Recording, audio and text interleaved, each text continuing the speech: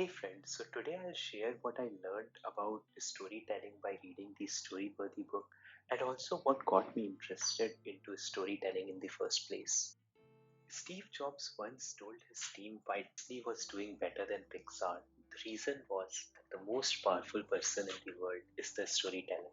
And at that time, Disney was telling better stories than Pixar. The author Matthew Dix revealed that his wife, after a few years of his marriage, told him that she actually fell in love with Matthew over a dinner because of his storytelling skills while she was already engaged with someone else. I'm not saying that in this review I'll discuss tricks on how to woo already engaged people, but if that's what you desire, who am I to judge? Choosing the right story to tell is also really important. You can't build the same level of connection by telling someone a folk tale. Telling your own story creates a great connection between the storyteller and the audience.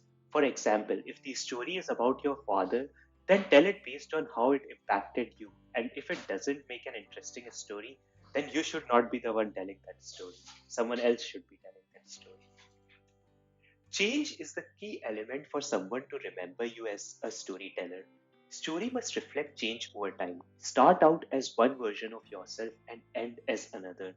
For example, in movie Thor, he started as an arrogant king that risked the life of his friends and was banished for his actions. And towards the end, he saved the life of his friends by offering his own and therefore becoming worthy to hold the hammer. How to tell a story about your vacation?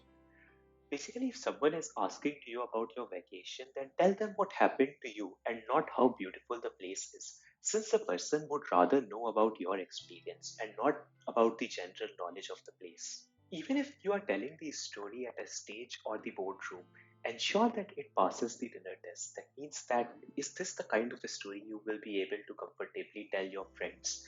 For example, you should not build any odd hand gestures into the story. To ensure that you are telling the story in the most natural way, don't memorize your story. Keep in mind the starting of the story and the end of the story and the rest of the bullet points. Just as long as you keep speaking and you are not stuck, you should be good.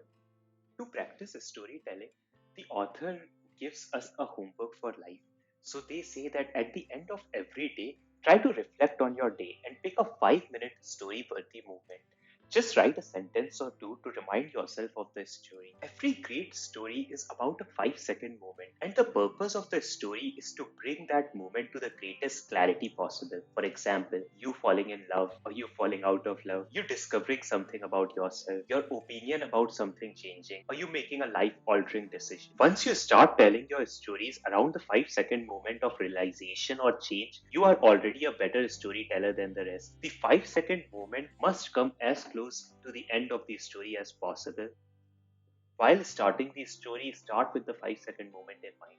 The beginning of the story should be exact opposite of the end of the story to show change. For example, Thor starts as an arrogant king and is banished, and the movie ends with him saving his friend's life by offering his own and hence becoming world. Never start your story with statements like this is going to be hilarious because you are setting yourself up for high expectations and removing the element of surprise.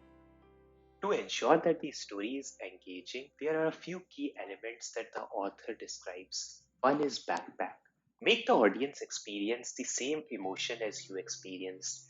Tell the audience the whole plan so audience is bought in on the plan and is connected to the plan, and you can surprise them once that plan fails. The struggle is what makes good stories. Breadcrumbs. Choose breadcrumbs that is related but audience can't guess what will exactly happen. For example, when the author is telling a story, he tells a bunch of things and also tells that there is a MACD uniform at the back of his car, but he doesn't explain or tell that what key role that was gonna play in their story. When the audience is hanging to hear what happens next, then extend the story, describe every detail. Another thing that makes stories interesting is crystal balls. That is, making a false prediction. For example, when the author is telling a story when he went and knocked on a door to ask for donation and a man came out. And while the author was standing, the man went inside, and the author was really scared because he wasn't sure whether the man is going to call the cops because of the donation scam the author is running. And then later he described that that man just came back and gave him the money. There are a few acceptable lies in storytelling. For example, omission. Don't tell every single thing. Remove the third wheel. If a person has no role, then remove them. For example, a story is better without redemption. Redemption allows the listener to forget the story and sleep well if you close the loop. So, best stories are messy at the end with unanswered questions. Progression is important for a story, so change the order of events for a story if it makes the story better.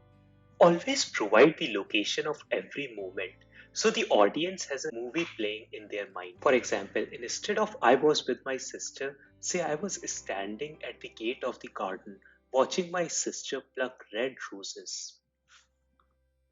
Surprise is the key element of storytelling. To make your surprises even better, avoid thesis statements in storytelling.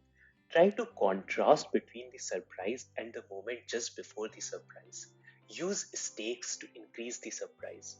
Avoid giving away the surprise in your story by hiding important information that will pay off later. This is done by obscuring them in a list of other details or examples, placing them as far away from the surprise as possible. When possible, building a laugh around them to further camouflage their importance is the key. Humor is important, but it should not be the only thing.